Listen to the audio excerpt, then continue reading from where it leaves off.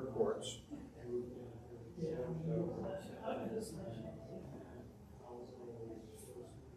Okay, the rear of the, which cable? Oh, it's, The black one? no. There we go. Yep, and she's doing it, okay, and then Oh, there we go. I can see it in that TV, she's mirroring, yes. but not here. But it's not showing on the front TV. Well, it is. It's just behind. Oh, it's just behind, okay. Yeah. It's behind. It's showing on both, it's showing on her laptop, it's showing on both sides. And it's, oh wait a minute, I think it's there. Yeah, it's behind it. It's just behind you. Hey, yes. Dave. Yeah, now what about sound? Sound is good. Yeah, I don't know what let me see. No, because. Oh, on this. Yeah. Let's see. How do I learn to write a book? By writing a book. No. It's just coming out. It's just coming out of her Sit down and that laptop. the first thing, the second thing is Now you could put the mic up. repeat that because every time you press it, it's like one yourself. And little by little you learn to do it. Now that's not going to be a great thing. And so you show somebody, but you're not doing it for them. They're not going to Just train us all. They don't know anything about thinking. And you do it for yourself. Yeah, the sound is coming from the laptop, so repeat what she needs to do.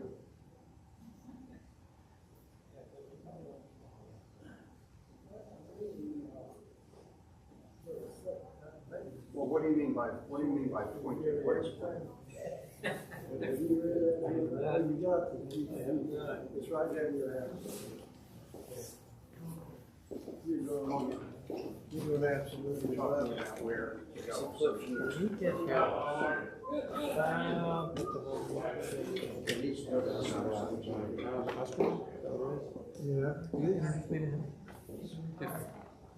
That's what I'm talking about, I'm sorry you're ignoring. That's part of my problem. I can't keep all the Bobs straight. Get it. That's actually the very first one on my list. Okay, good. So I'll know who he is. The Bobs. But, I mean, Oops, that's reserved. Oh, geez. I got to sit over here. Yeah, he's obviously pretty involved in the tables food initiative. I'll chat with him about that. So get a chance. Appreciate it. I'll be trying to figure Okay. out who he is too.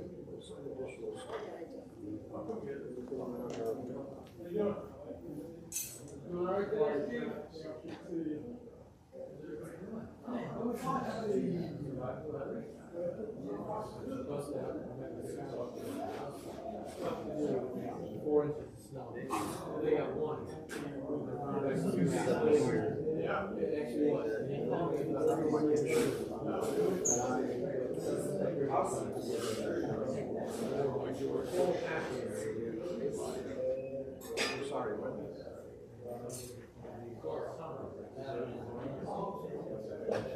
Okay, I got you. Good. All right, I'm going to reverse. Hang on.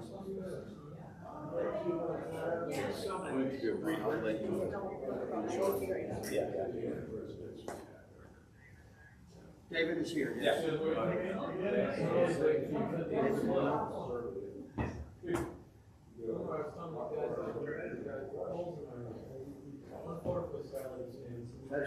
Hey, how's it going?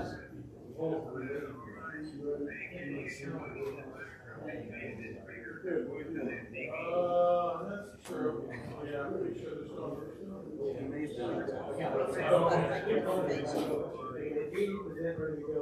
Yep.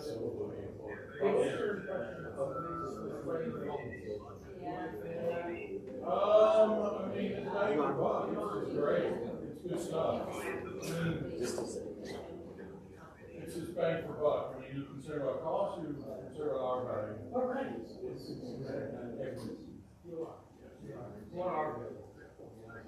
Yeah, well, our value, definitely pretty fun.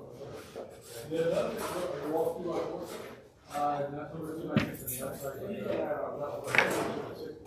I mean, nothing you can do, save a little bit of money on this back, but not to square that insurance. Hello.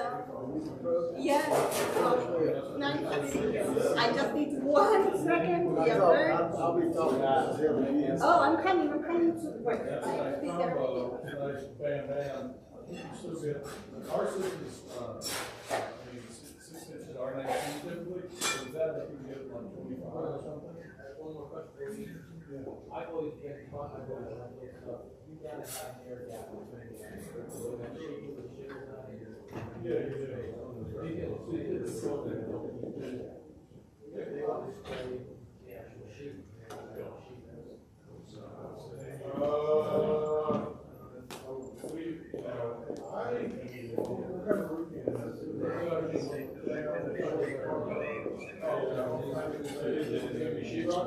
Vaulted areas?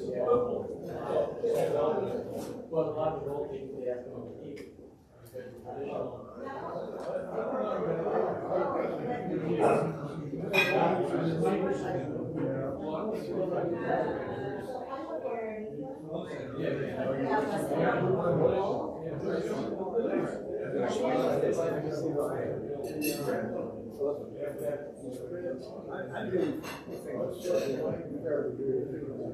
My wife is so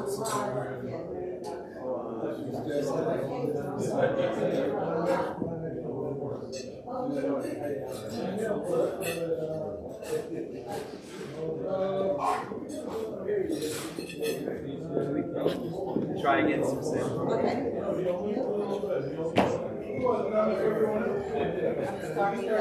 I'm glad I can run. Yeah, me too.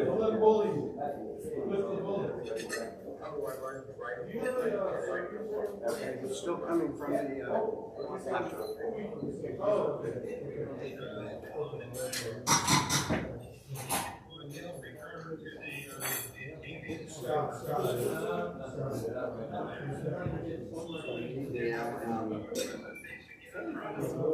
I'm here.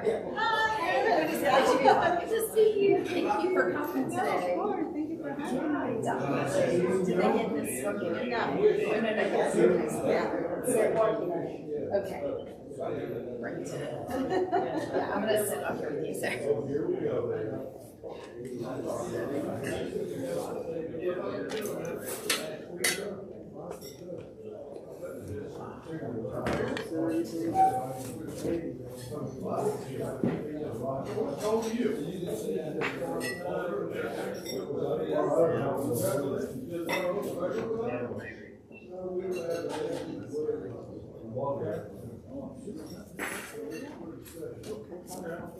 No problem, absolutely.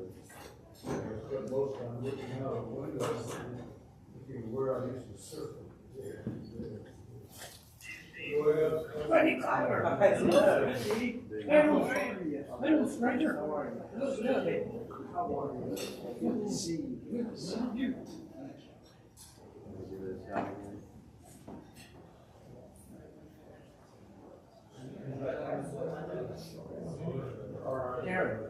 Where you sitting? I'm gonna sit with the speaker. Let me turn the volume up. Are you here? No, I'm just. Oh, you're okay. Oh, okay. But I got that look for you. It was actually in my car. Okay. That'd be great. Don't leave real fast. Okay, all right. Thanks. Good to see you. You're doing the head table today? You missed a good program last week. What's that? You missed a really good program last week. Yeah, really well. You in Chicago? No, I was, distracted. I'm gonna go sit in the back row today. Well, I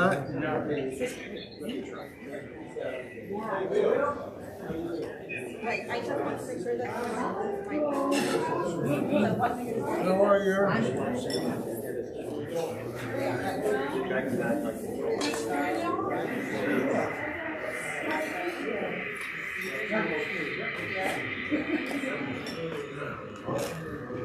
Try this also.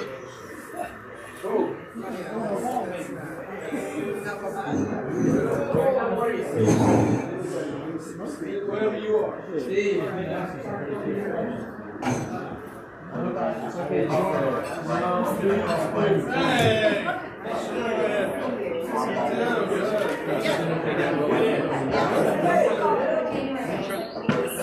Yeah, that's it.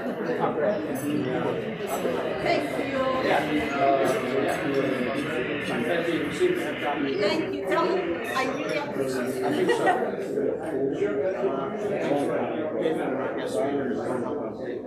No, everyone. Now you need to get some of these.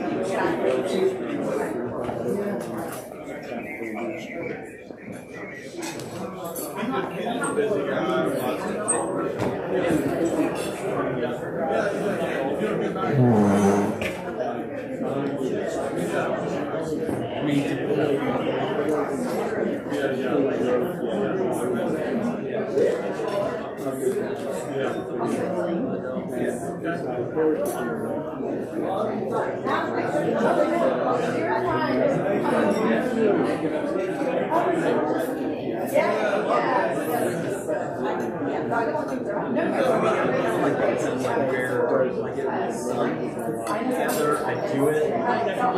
Right. Like actually.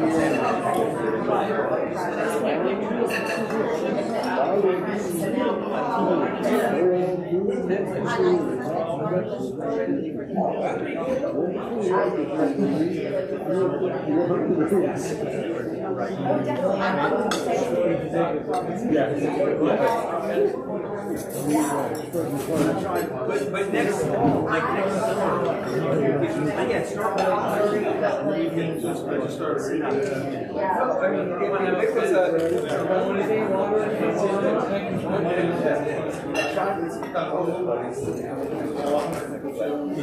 that's kind of where I got to. Now, like one season, then I was making sure like guys got off me was a bench.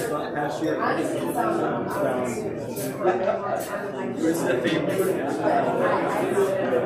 yeah, but I think it's great.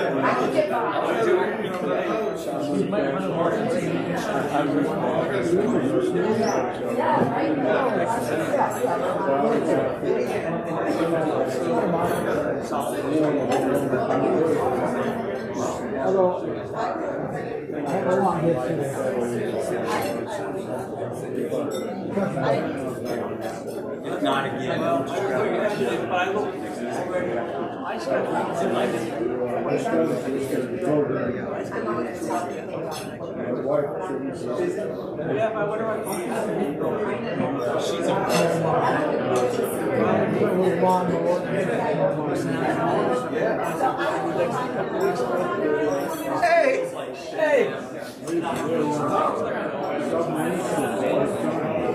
okay,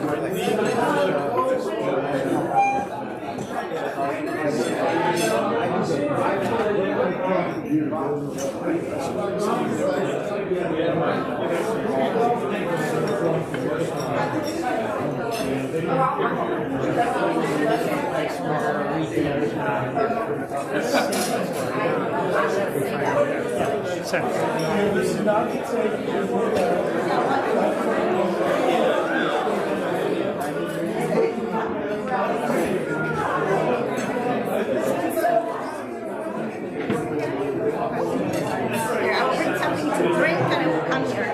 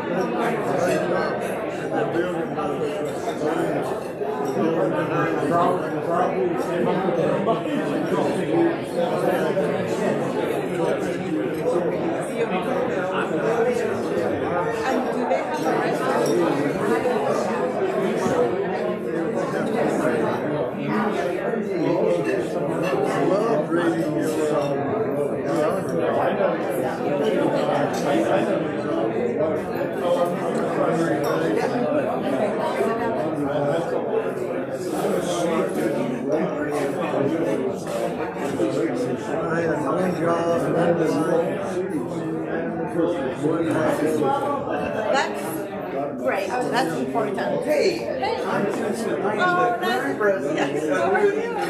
Yes. Thank you so much for coming. No, of course. Aaron has spoken. I'm terribly excited. Yeah, you'll be a little bit different from what you're used to here, I think. Good. Yeah. I love that. So we put one, Eric put one in every table. And I brought you later. But so I'm happy to sell them here or put them on one. Yeah. They're in the website, but they are on or Amazon or Barnes and Noble. As long as you get proceeds. Yeah, I do. I'm going to join you guys. No, I'm fine for now.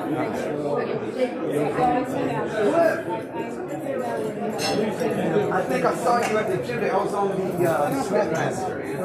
Yeah, we are. Right at the time I was on the treadmill. Yeah, I'll look for you next time.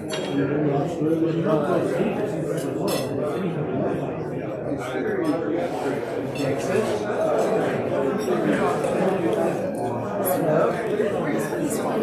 So they weren't.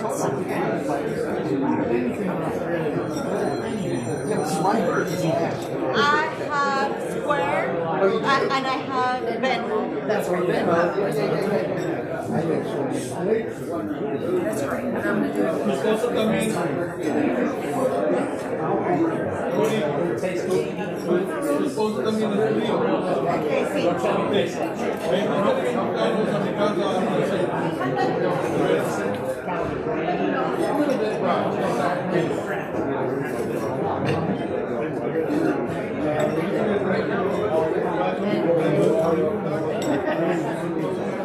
and then I saved 2 seats because Ines. No. That already happened because Ines started this like his father is what started. Oh, so she's a friend of mine. So Barbara's a guest, and she's been talked about, and then she's also my guest. So I saved 2 seats over here. She's going to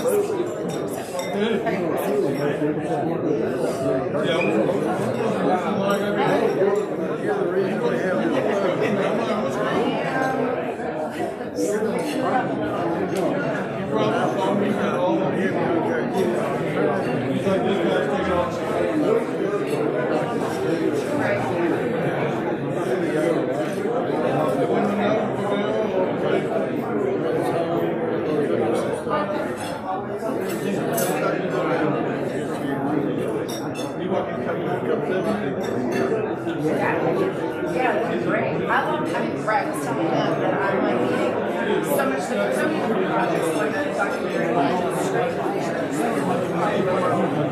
mean, I'm talking to them right now. So whether it's phone calls, talking to everybody online, I mean, that's I love to be connected for sure.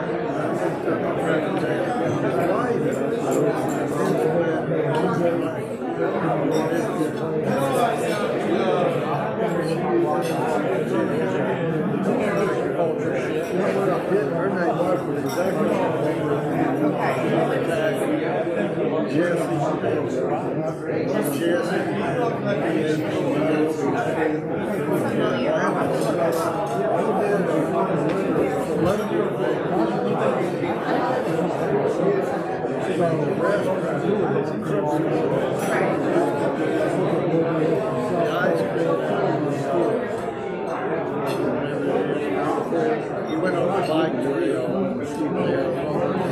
What's the boat? For the honeysuckle. Yeah. Oh, that's cool. No, I'd love to be there. That'd be great. I'll be right back. I'm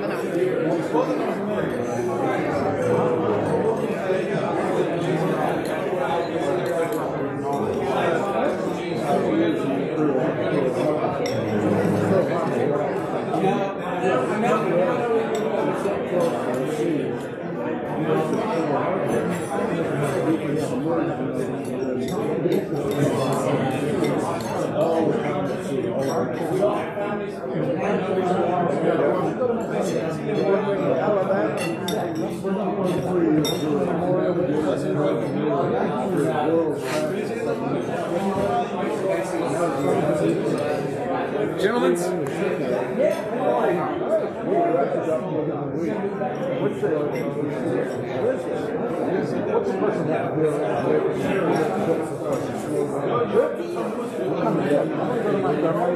ready to leave us for the Lynch Memorial Thank you. I mean, you just did. You just did.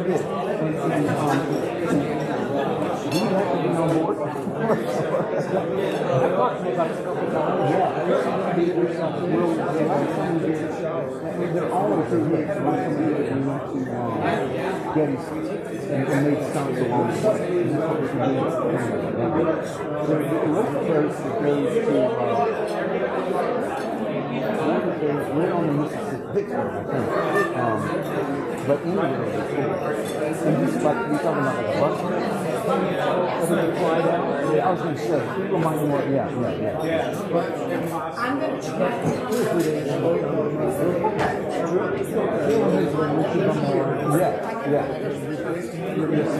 Well, my folks live in Alabama, and they have quite a civil rights issue, and in Montgomery, I hear it was very comparable. All right. Well, you have proposed and you talk more about it.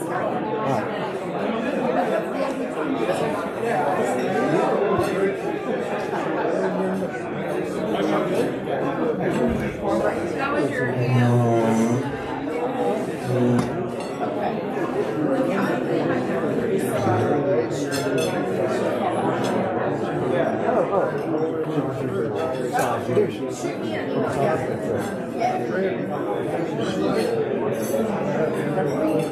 I was laughing. My husband texted me on the way home.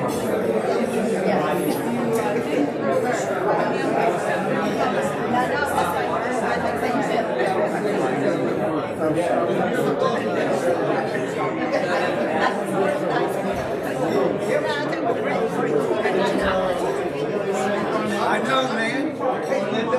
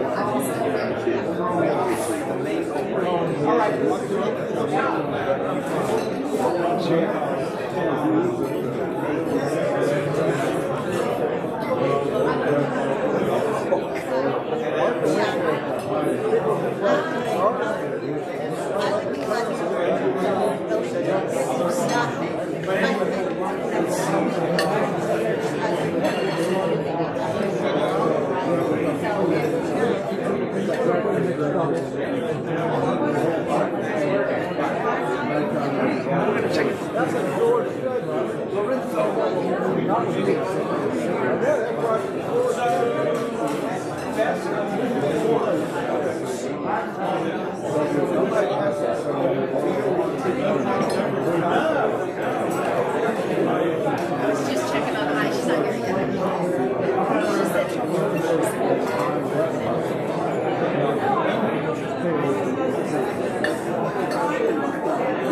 oh yeah, no, that's good. I'll be ready.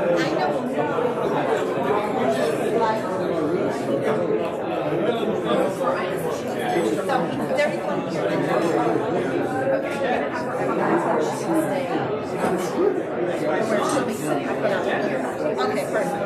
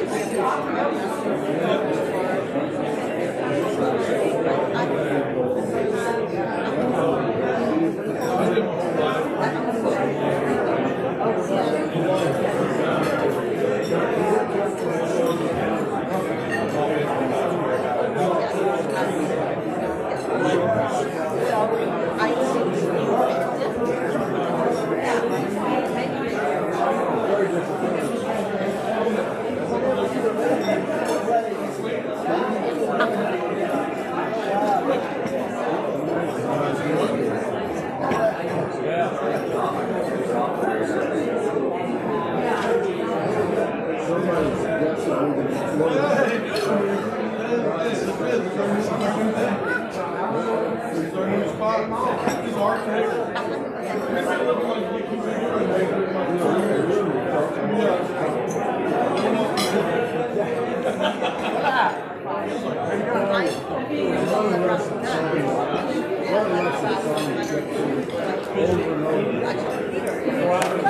giving me my money today. Thank you.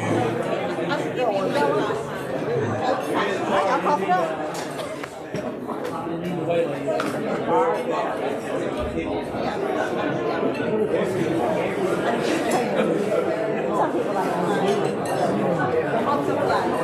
like I was cleaning my car out last week. I had to check it. September, we won, so I won. I know if I was giving money, you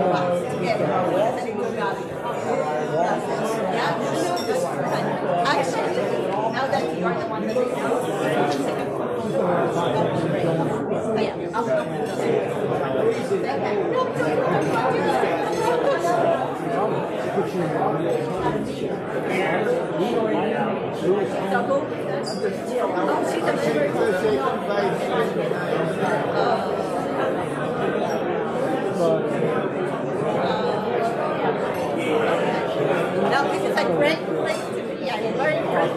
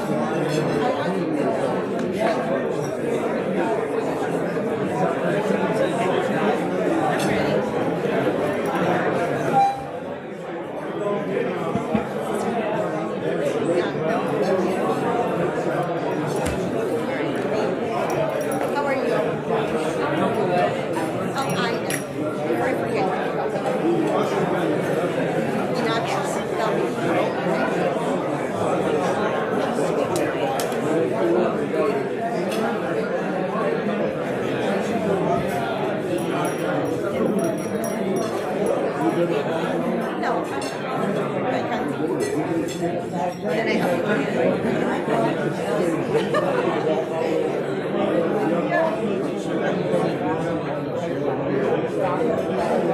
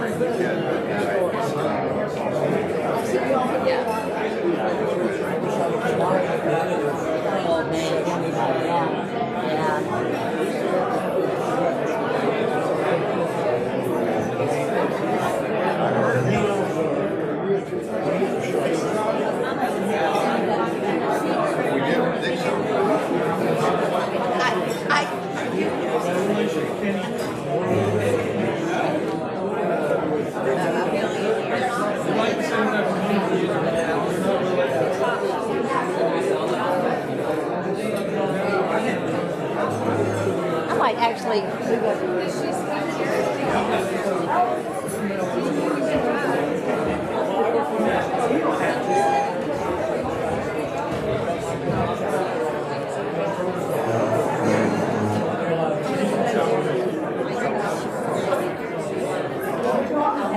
Sign Did y'all run her away? Yeah, apparently I didn't. She wasn't fit for this table.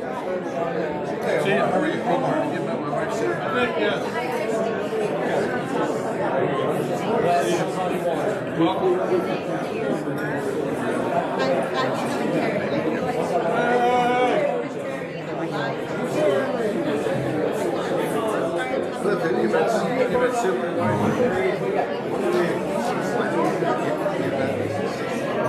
I think, At the Urban Exhibit Party.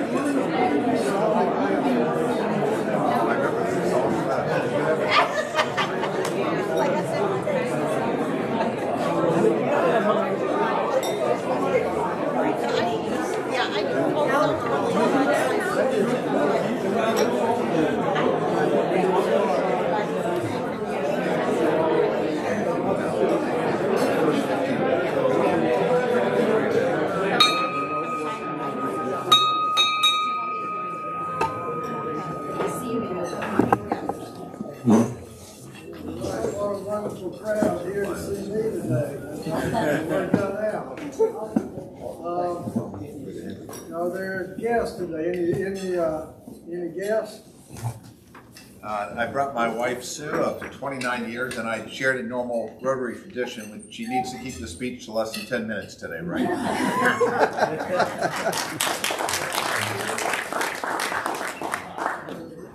I left my wife home today, but anyway. Anyway, I do have two guests that are here today.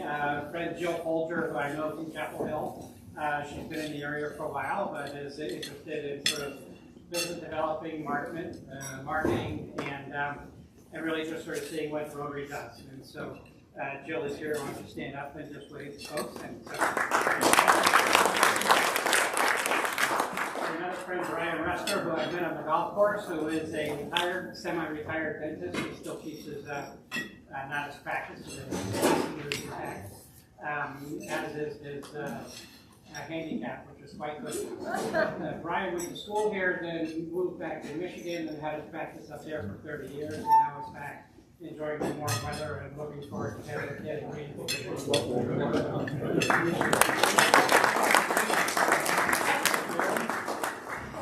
So I brought Ina Stern today, who has worked in the New York publishing world and is involved in all sorts of organizations around town. And actually, you'll hear more about Ina shortly with our speakers. So.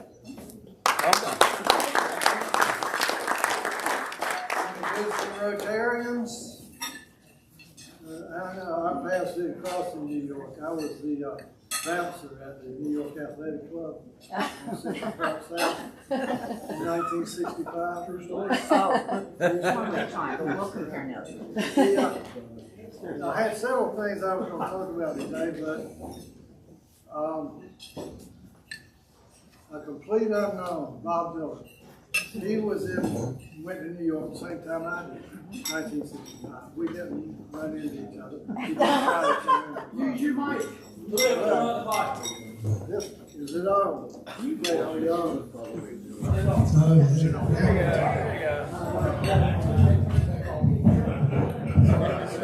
Anyway, I recommend the movie highly, even though Bob. What movie? A Complete Unknown, Bob Dylan's early years to the age of 21.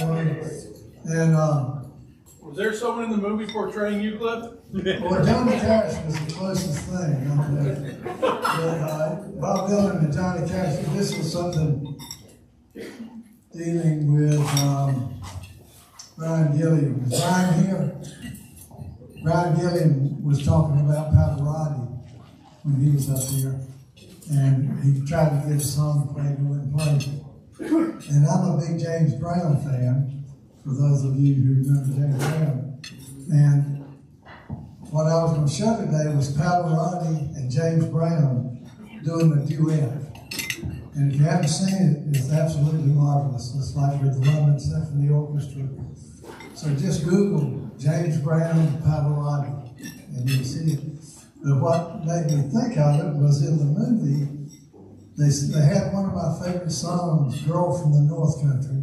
If you're not a Bob Dylan fan, you won't know that song. But on the album, he does a duet with Johnny Cash. And I love it because neither one of them can carry a tune. And it's like if I was doing it. Anyway, I recommend y'all Googling Johnny Cash and Bob Dylan doing Girl from the North Country and Pavarotti with James Brown. Another program we had recently was an athletic lady who was wonderful.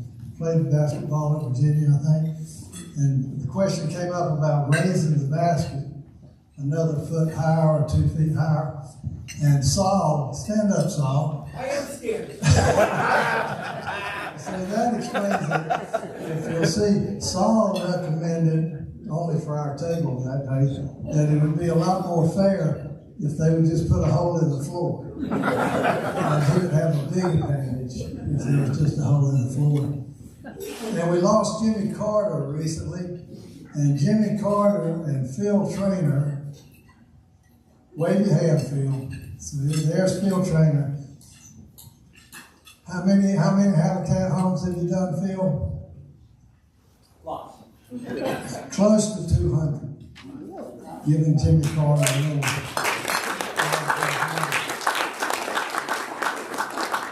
And in the 45 years I've been in this club, for the first 2 decades, we had about 60 members, and we stayed that number, and I knew everybody, but I don't know who the hell y'all are.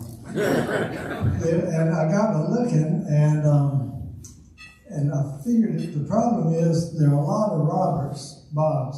That's the most common name in this Rotary Club. So would every Robert or Bob please stand up? Come on, they're all the ones out there. Wow. All right. Everybody look around to try and make it. And the next most common name was James, Jim. You need all the Jims stand up. Jim. If you haven't been to Family House, you got to go taste some of Jim's food. Jim Roberts, he is a master chef. He does a great job. Just go buy a box of Oreos and take them because everybody loves Oreos, and you can sample his ware. The third most common name was William, Bill, and William and Bill were John. Will all the Bills and Williams stand up? And where are the Johns? We got the Johns left. There's and of course, there's only one Omar and one Angela.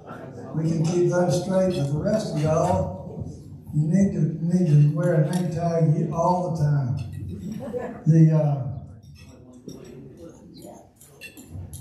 I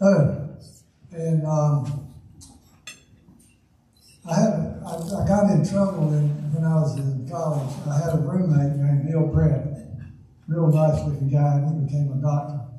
B-R-E-T-T, super guy. And the Tridells had this gorgeous blonde named Brett Miller. And I was determined that she was going to marry my roommate, so her name would be Brett Brett. And I'm afraid I hounded her to where she would run when she saw me. And I actually saw her at the 50th reunion, and she had married a doctor, and she forgave me for my forwardness. But what made me think of them was Chris Blue, who I don't think's here today. I'd seen Chris. Linda had a fundraiser. She's head of the library board, named Blue Dean. And I thought if Chris Blue ever got divorced, he could get together with Blue Dean, so we'd have a Blue.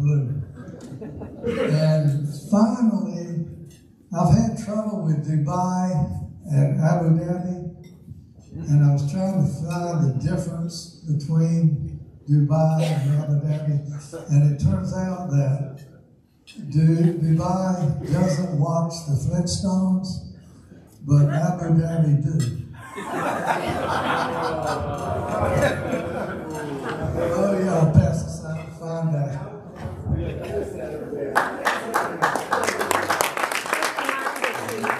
Very subtle.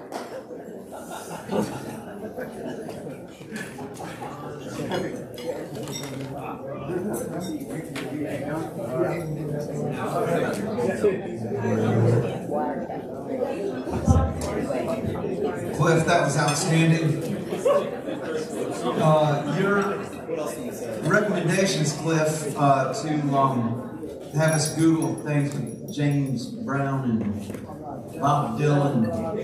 I couldn't help but think of Ron Link, and I bet he would have appreciated that. The music overcomes. Let's see here. Lorenzo, where are you, my friend?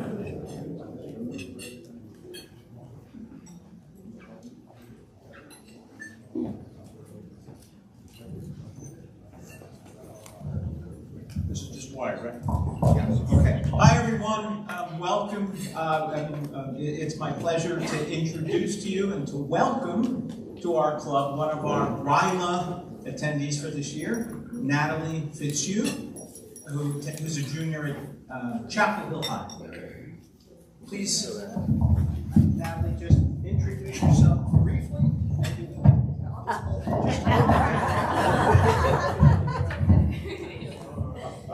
Now that we've got our big things sorted out, that's Hi, my name is Natalie Fitzhugh. As previously stated, I'm going to be a senior next year at Chapel Hill High School. I'm very, very excited to be attending RILA. One of my friends previously attended, and he literally could not stop gushing about it. I'm not even kidding. We were on the phone for an hour and a half. So it was a long time. After RILA and hopefully in college, I'm planning to study fashion. Fingers crossed at Cornell University, if I get in. And one day I want to own my own label.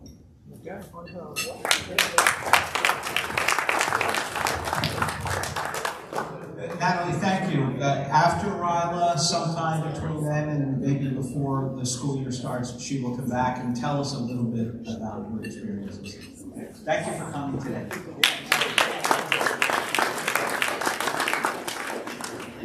Natalie, thank you so much for being here, and we do look forward to your updates and experiences. Dick Badua has an announcement.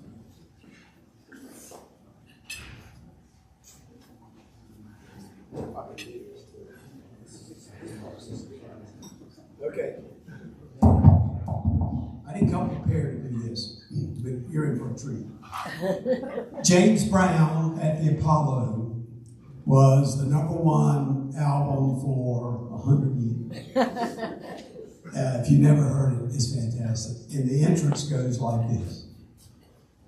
Good evening, ladies and gentlemen. Are you ready for star time? It is indeed a great pleasure to present to you at this particular time the hardest working man in show business. Let me sing, I'll go crazy. Try me. You've got the power. Everybody shout and shimmy. The star of the show, James Brown and the Famous Flames.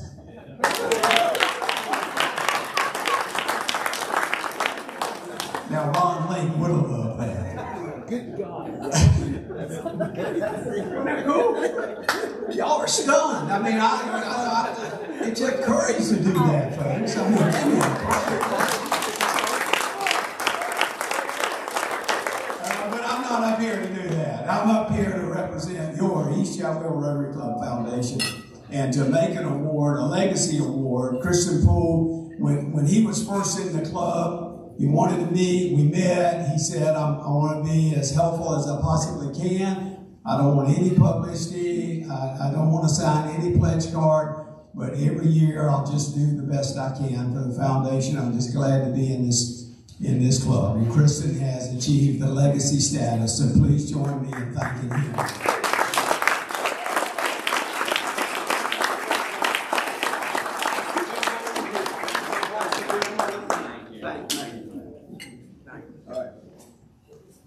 That pen is made by our own Bill Bowen. Bill, you?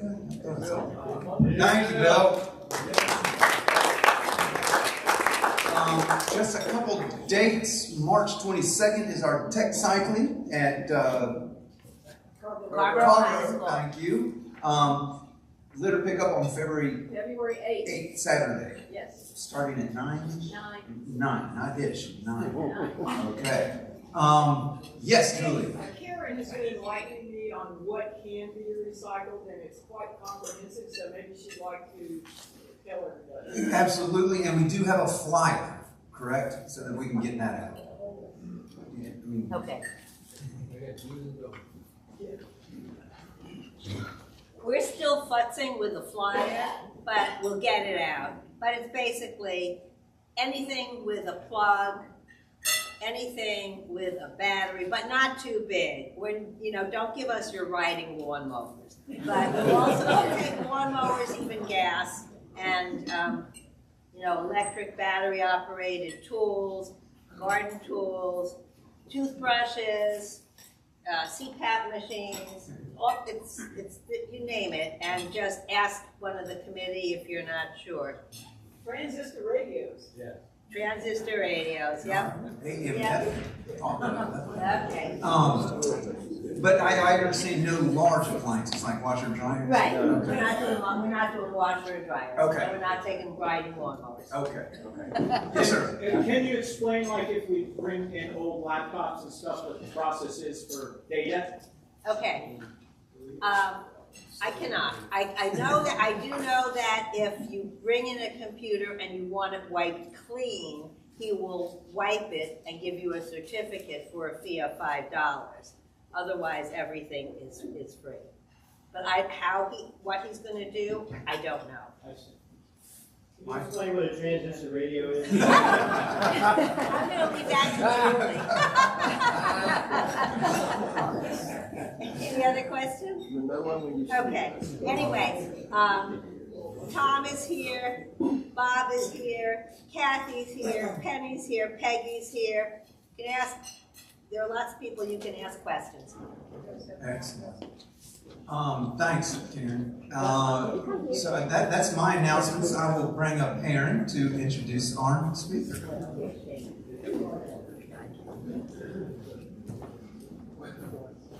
Thank you. That was a fun pre-show today. There's lots of interesting stuff happening. So today I'd like to welcome Orit Ramler to our Rotary Club. I was introduced to Orit's book, The Box of Life, which we'll hear more about shortly, through my friend Ina Stern, who's also my guest here today, as I mentioned. We were having coffee one day, and she told me this beautiful story of how her father's death and his friendship with Orit led to this book. A few days later, I started reading, and within the first few chapters, the book began to resonate with me.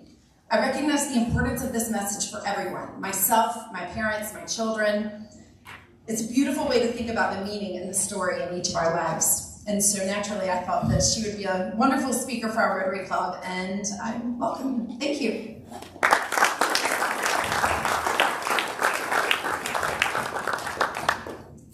Can you hear me? Well, yes. Okay. Let me connect everything. So I will start by telling you that it feels really good to be here. It already makes me friends, I believe, great conversations. So my background spans around many different hats that I wore, from business to leadership coach that I'm currently doing, leading a not-for-profit, and all while living in 7 different countries. I moved to this country 27 years ago, and I believe that all of that, plus being an only child, made me always think about preserving our memories. That question of what will happen when my parents are gone? With whom will I share my childhood? How will my kids learn about what I lived? So that was always in the back of my head. And it became somehow my mission, because someone gave me that gift, and I want you to meet that person. So I want you to meet my dear friend, Charles Morris Stern. And I'm really honored to have Aina here, and for Aina to give me permission to share the story that I'm going to share with you. So, Charles was a very interesting man, but think about it, aren't we all? I just heard Cliff speak about a few stories here.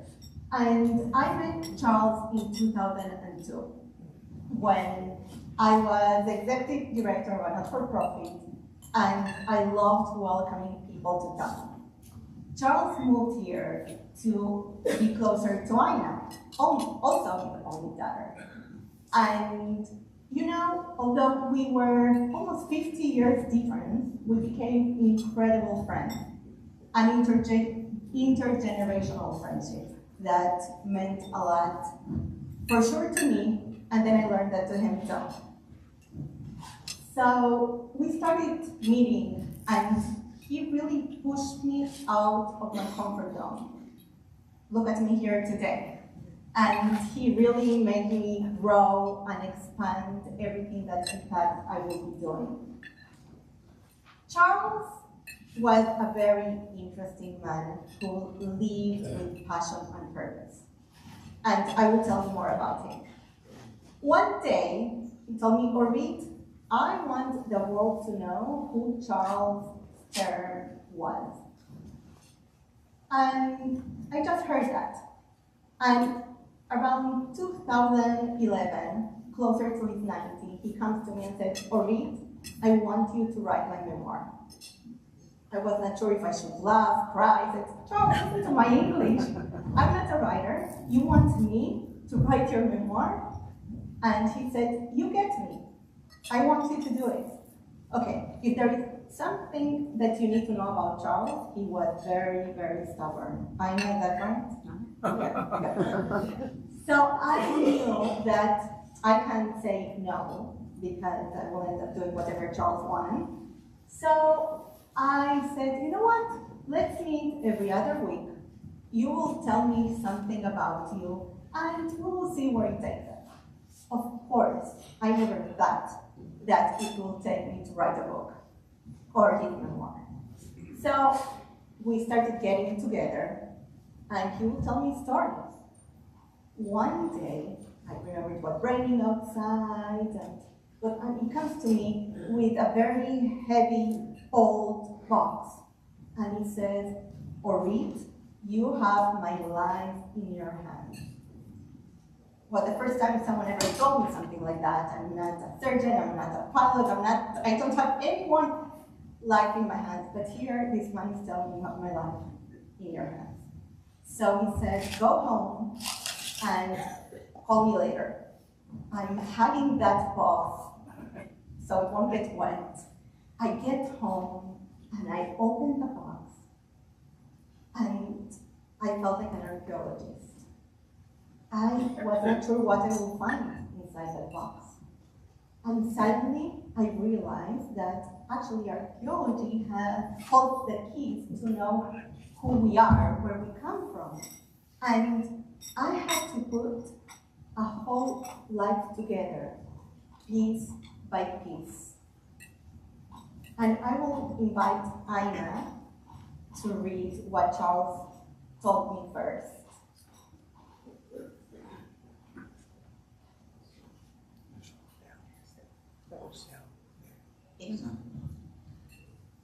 Thank you, Orit. I never kept a diary, but I was loath to destroy the paper trail of my life. The drawers of my desk and the file cabinets were stuffed to capacity with the pieces of my life. At 90 years of age, it was time to clean the house. I stuffed a small box, then bigger ones, and finally placed my squirreled away life in a box that had once held 10 reams of paper. I came to the realization that there, in that box, was the story of a wonderful life. with his insight. Thank you, Anna. The first time that I heard you read from the book, which is beautiful.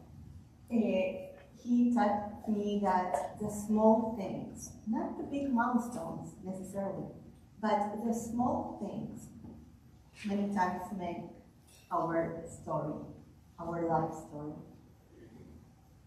So Charles believed that the secret for longevity is always to have a project. Again, the secret longevity is always to have a project. And that's why I'm here today, to speak about the most important business we have in life, the business of life. And that's what we are putting in our boxes. When I dug into his box, I learned that there were values, that there were lessons. It was not just what happened when. It was not just photos. I'm not sure if you ever saw an X-ray of a soul. I haven't. I don't even know if that's possible. But in that box, I found that X-ray of a soul. I learned about what Charles cared about. And it was not a superhero box. We are not superheroes. It was a real man. Charles was not afraid of setbacks. I need Aina to confirm, right? Every setback was a lesson. I found letters, poems that his wife Mildred, his sweet wife, wrote for him every Valentine's Day for many, many years in yellow paper, handwritten by her. I found his favorite foods, his favorite quotes, his jokes, letters from friends. I found articles that he wrote in different newspapers, articles that were written about him. Things that I didn't know about my friend. And I found letters that he got where he had to step down from a job. I learned the lesson he learned from that. I found projects, and I found a lot of complaints that he wrote to every single healthcare system that you can imagine, any financial advisor that you can imagine. He was a complainer, because back then in those days, people tell me we knew how to do it. Now we all forgot about that. So when I opened that box, I started wondering, what am I putting in my own box? How am I living my life? And I realized that the best legacy is not about what I'm living. It is about what I'm putting in my box, how I'm living my life. So I decided to call Charles, and I told him, Charles, we actually have a book here. And first I thought it would be The Man in the Box, all about Charles.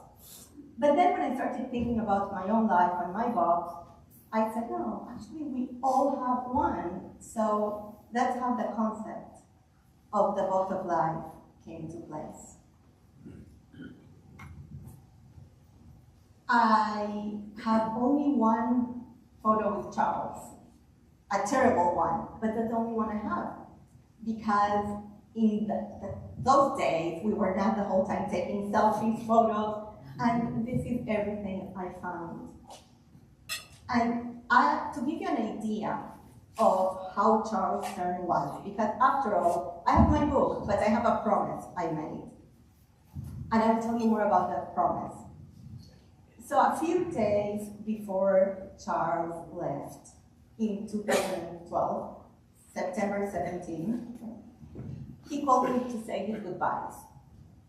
And I went to see him, and Charles said that he knows I came and everything that our friendship meant to him. And I, for some reason, was not able just to be with him in that moment and hold his hand. I felt the need to say, no, I said, but Charles, what's your next project? Because remember, the secret to longevity is always to have a project. And he said, no, my next project is what you're going to write. You have my next project. And I knew that I owe it to him. It took me many years, life. And last year when that book was published. I want you to listen to one short from one of our meetings. And I know, Anna, maybe this is the first time in a long time that you heard your dad's voice. Everybody says, how do I learn to write a book? By writing a book. Huh? So, going back to the painting. When you sit down and you look at the painting, the first day nothing comes. The second day you say, but God did it. Right? Put a little color there. And now the brain says, every time you go back to the same place at the same time, it starts to develop. And little by little you learn to do it. Now that's not going to be a great painting. You can't be, and so if you show it to somebody, you're a fool. Because you're not doing it for them. They're not going to buy it. They don't know anything about painting. And you do it for yourself. And put that away because that's the beginning. And then you keep succeeding things and you see how you grow. You get to learn how to mix colors. You get to learn how to use a brush. And maybe you try to get a stiffer brush. Maybe. And you can do it at any age. And any age at all. Any age at all. So that was my friend Charles, your dad, who will always give advice about how to do everything. And he knew that I was terrified about the idea of writing a book, and in my second language, and not being a writer. And he was giving me lessons every time about how I need to paint and I need to write, about everything, pushing me from my comfort zone again. And every man who gets a book written about him somehow transcends time. And that's really what Charles wanted. So in the book I share a lot of stories and lessons and things about him, but I also decided that I want to help others to create their books. And I was asking myself, would I have so many unanswered questions about my ancestors if I had their boxes? What I would be putting in mine? And what does that say about how I'm living my life? So I want you to take a minute and think about this. Don't share your answers yet. I want you to think, how many of you know how your great-grandparents met? How many of you know what was your grandfather's favorite book? And how many of you know your parents' first home address? If you know the answer to the 3 questions, please raise your hand. If you know the answer to 2 questions, please raise your hand. 2.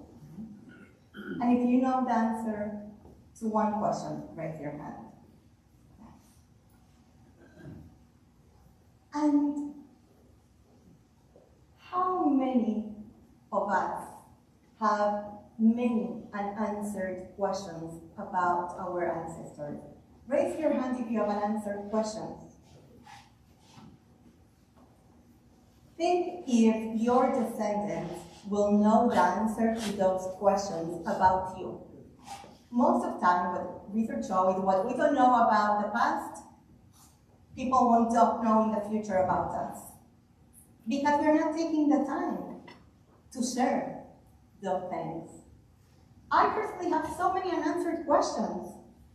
I would like to know how my ancestors survived the Holocaust and they gained faith in humanity again, for example. And on a more simple note, I would love to know what was my grandfather's favorite book and why. So why is it important to remember the past, to live our present and plan for the future? I think that's one of the questions that looking into Charles' box gave me as a gift. We know the power of storytelling. And we live with stories. We create stories. We inherit stories. Stories build connection, bridges between generations, between people. Think about the questions I just asked. We don't know that about our ancestors, and we don't know what all of the things about people who are sitting with us right now at the same table, that we meet once a week for lunch. We are not asking those questions. We don't really know what the person next to us is carrying with them. Stories preserve cultural heritage. All our traditions. Think about the traditions in your family that you inherited. Sometimes you know why. Sometimes you just do it because that's the way we used to do it. But we don't really know the power behind those traditions. And then stories inspire us. When I learned how someone in my family survived different situations, I'm getting inspired. I learned resilience. I learned that I can do that too. And those are just that's a glimpse into the power of stories.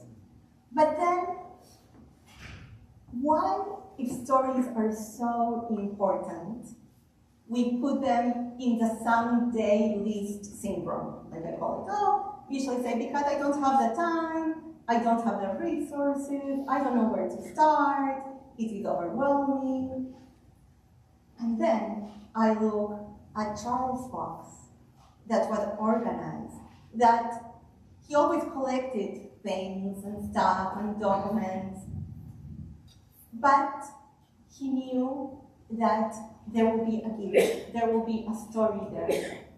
Because a story is like a star. It is born in the past, illuminates the present, and will shine in the future. One of my favorite quotes.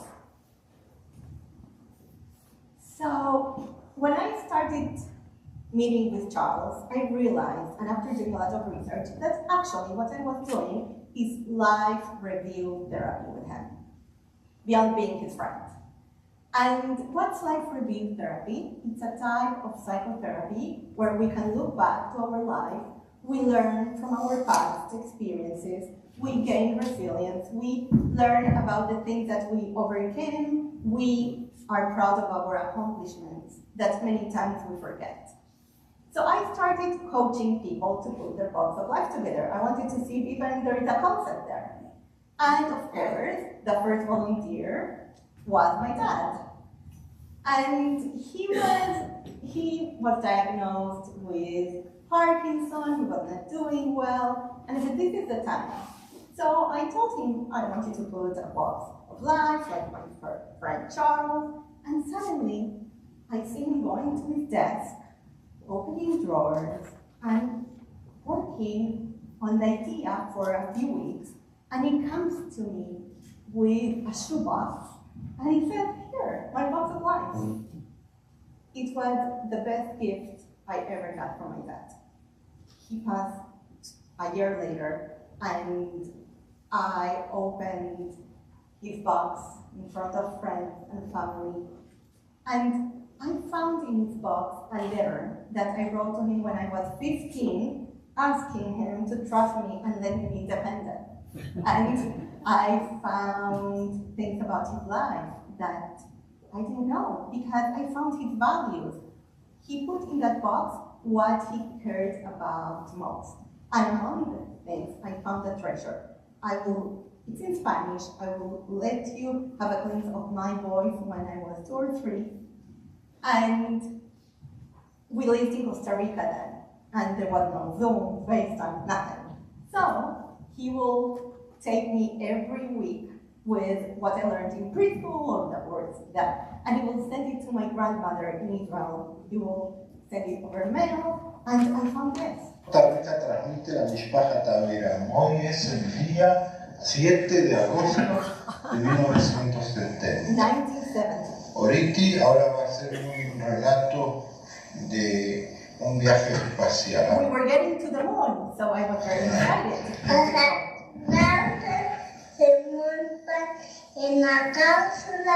Anyway, that's enough. It was such a gift to know that my dad cared about that, and it was in his box. So I want all of us to take a little deep into nostalgia, because Charles was very nostalgic, and I think that's why he was able to look into the past and bring it to the present, the old good days. And I learned a lot about nostalgia since then. And once it was considered a mental illness, until we learned that nostalgia is actually healing. It's not that we need to stay in the past. We learn from the past. And I'm sure we all have a cherished memory from our childhood. So think about it and feel it. One cherished memory from your childhood.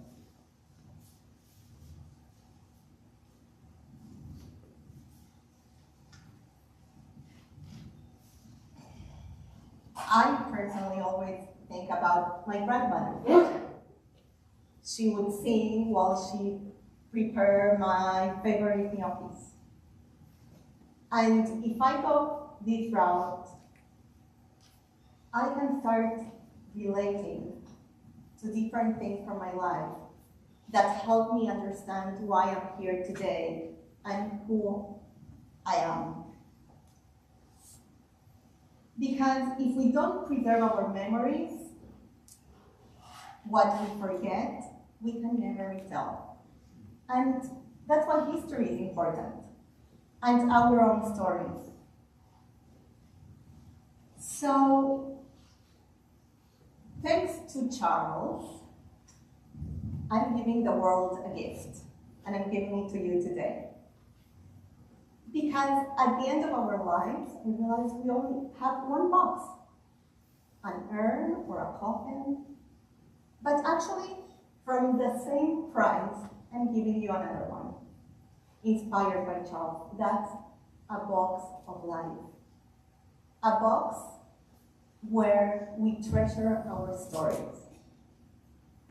You might not be thinking that you are doing anything to get the box, but you are, by living, by being here today, by calling a friend, by sharing your values. We all have this box, and I want you to think about it. And it can be a box that is a physical box, like the one Charles gave me, a digital box, a moment around the table when we share our stories.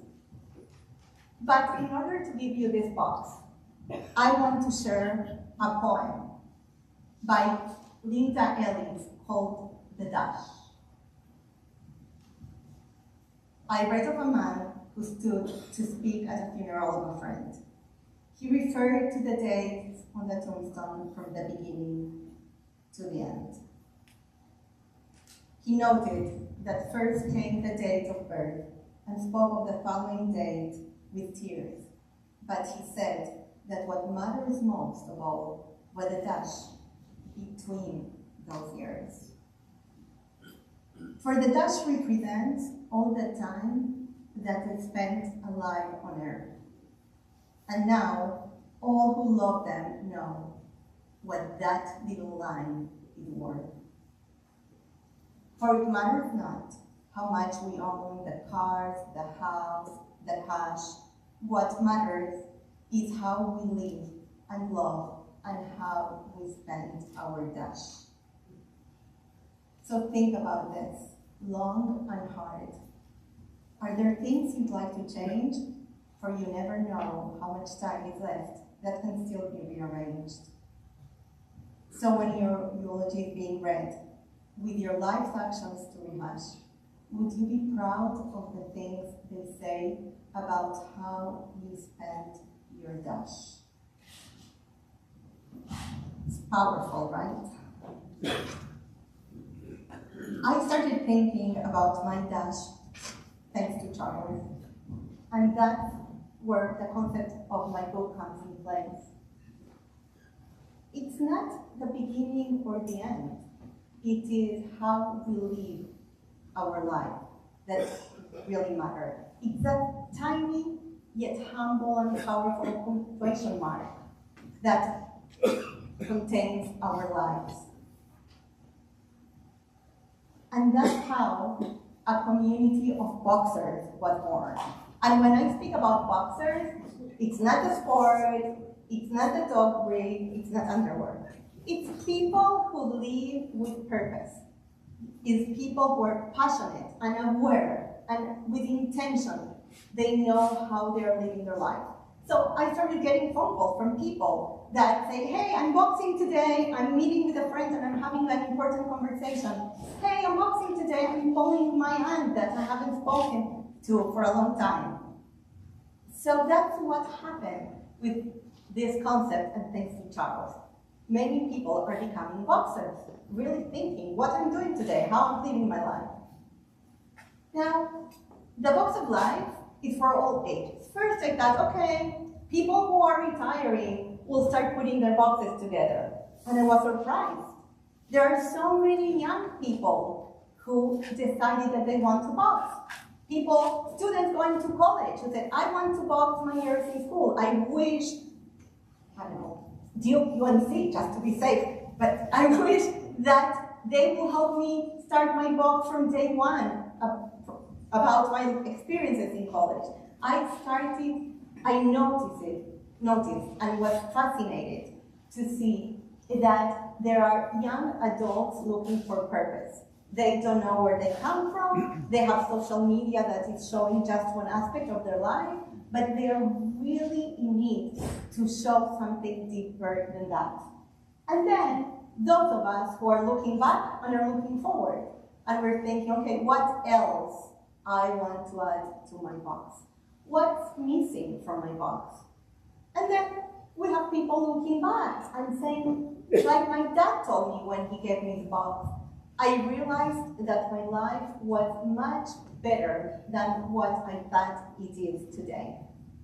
He found the richness of looking back and understood how wonderful his life was.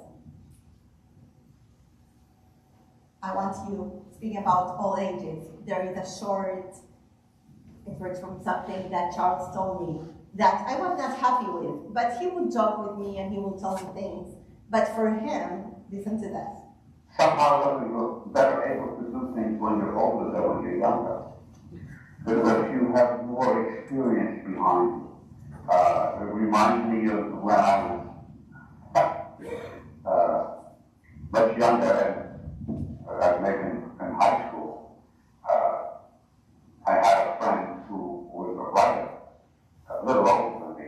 I always liked people older than me. I didn't care much for people. I couldn't learn anything from somebody younger.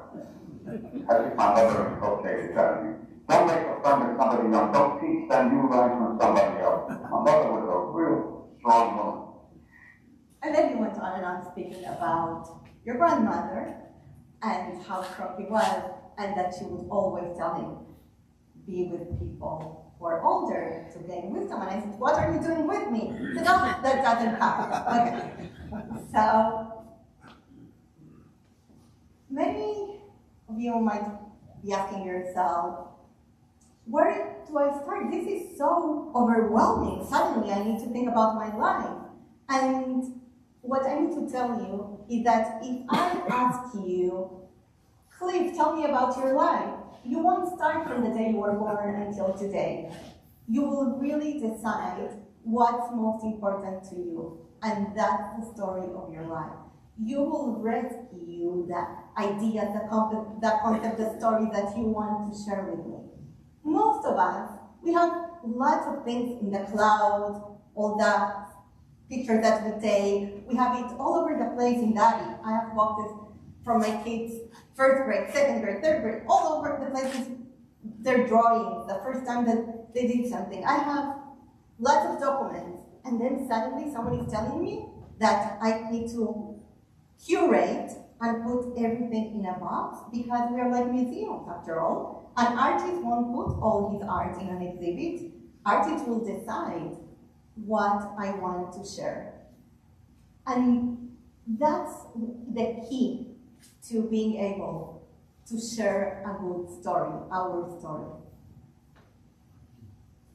So I decided, because it was overwhelming after all, to start with a timeline, and then I created 5 fundamental questions. And those are questions that I use a lot also in coaching. So the first one that you will find in every box is, who am I? And I believe it sounds like the simple question on earth. Who am I? Of course I know who am I. Really? What makes you unique? What's your brand? What differentiates you from others? That question is in every box. How I'm living my life, our day to day, why I'm here today, and I'm not somewhere else. Why this is important to me, and what's most important to me. Forget the noise. We have so much noise in our life. Let's pay attention to the signal. What's really important to me? How do I want to be remembered? That's your dash. What your friends, your family say when you're gone, your community when you're gone, about how you lived your life. And what do I want to pass to generations to come? And that's not just the material things, not at all. That's about the lessons, the values, the stories that you want to pass to generations to come. Those are obvious questions, but we take the time to think about them. They were all answered in Charles' box of life. And by the way, when I mentioned Charles' box of life, he didn't know that I was putting a box of life for him. He knew that he was giving me a box. So think about what you want to convey. What's your story? We all have more than one story. And I usually ask people, what other story can you tell yourself? Because I'm telling you, you can find multiple stories. Think about what's your story. The box amplifies your voice. So I just want you to take a minute and imagine, if 100 years from now, someone opens your box, what will they find? What is your story? What they will know about you? Because at the end, it's not the years in your life that count. It's the life in your years. Thank you for allowing me to share Charles' story and my story. I think we have a few minutes for a few questions, if anyone has anything to say. Okay, Cliff. Are you going to tell us your life story? It made me sad when you had up there your grandfather's favorite book. My grandfather couldn't read it. And what a loss that was. I read all the time, and I think about what a loss that was for him. I've never read a book. Thank you for sharing that. And I'm aware that many times looking back into our life, into things can make us sad. And at the same time, look at you, right? Look how far we came that now you're reading and you can share with someone where you're coming from. And for all of you, look what you just learned about Cliff and about your grandfather. He was born in 1865. Way back. Thank you for sharing. Thank you. That was inspiring, and I'm sure we're all sitting there thinking, maybe not, about our future and our past and the present. Let me ask you a hard question. The Hurricane Helene came through western North Carolina. and it washed away houses and people and pets and all the material. Fire struck Los Angeles.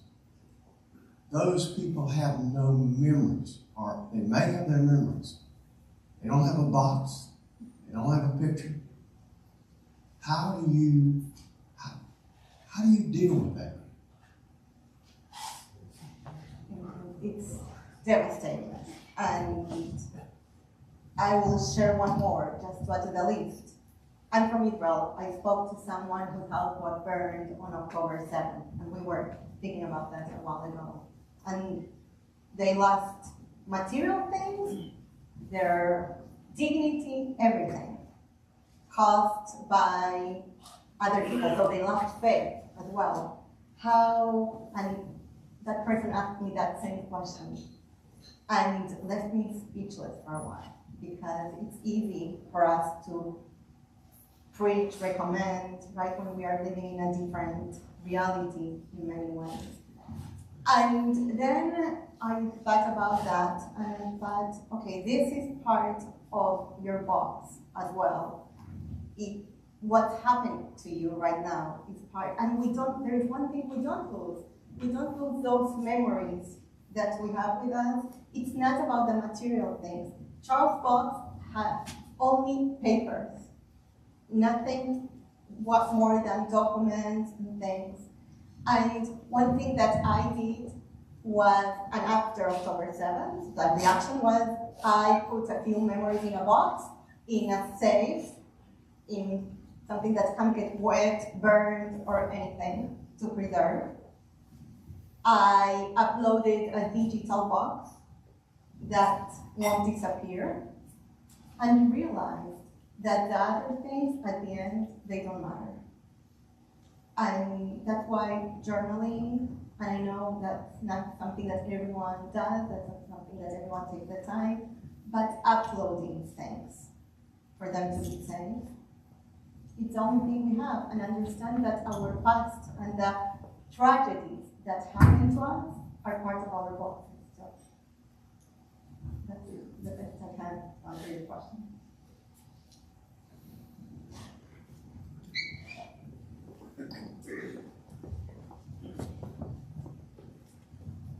You know, I can remember, though, the old timers, they all could tell stories. That's a lost art now. Now we use PowerPoint, whatever. But I remember as a kid, we always sat down to dinner, and particularly at holiday occasions when the family got together, and all these stories, particularly family stories, whether back in Ireland or wherever, these all came up. And that seems to be a lost art. I'm just thinking now of getting together this past Christmas with my family. My grandchildren have known nothing about their family. They seem to have no interest. They're constantly looking at their phones or something like that. They have no interest, and you really have to work at them. It's like pulling teeth to talk with them and get them to talk about themselves, much less be interested in anyone else. But we really got to get back to just good old conversation again and sharing things from the past, particularly within your own family. It's true that we used to share more, and I see a shift with young adults who are starting to be more interested in that. Of course, if you ask them about a celebrity or someone, they will know more than about their great-grandparents or their grandparents. But it is in us to spark that interest, right? I think we all have to do that. Charles sparked that interest in me. I was not aware of what I was missing until I opened his box. Right? At a certain stage in life, we're selfish, we think about our own lives, and I understand that. That's important for a certain stage in life. But then, suddenly we realize, okay, we are losing what matters most to us. And I think if there is one thing that we all can take away is sparking that interest. I was going to say, with younger kids maybe developing interest in this, Jim and I, our youngest son, who's 22, gave us each a book for Christmas. And my book was, I Want to Know About You, Mom. And his was, I Want to Know About You, Dad. And it's a lot of those questions of, you know, what was your first pet? Kind of like passwords. What was your first pet? You know, tell me about the house you grew up in, and so forth. So this has been a good inspiration to me to. I love that. To stop looking at it as a coffee table book and realize I need to do some work. You need to. Most of us have to. But I appreciated that he, you know, it's just nice to see that they have. It's a call to action. It's important that you complete that. Absolutely. Orit, thank you so much.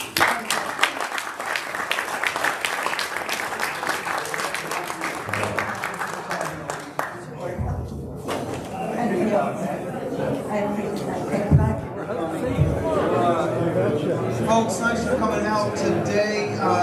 If you're interested, the books on the tables are for sale to see Orit, and it's also available on Amazon. Have a wonderful weekend. Go Heels.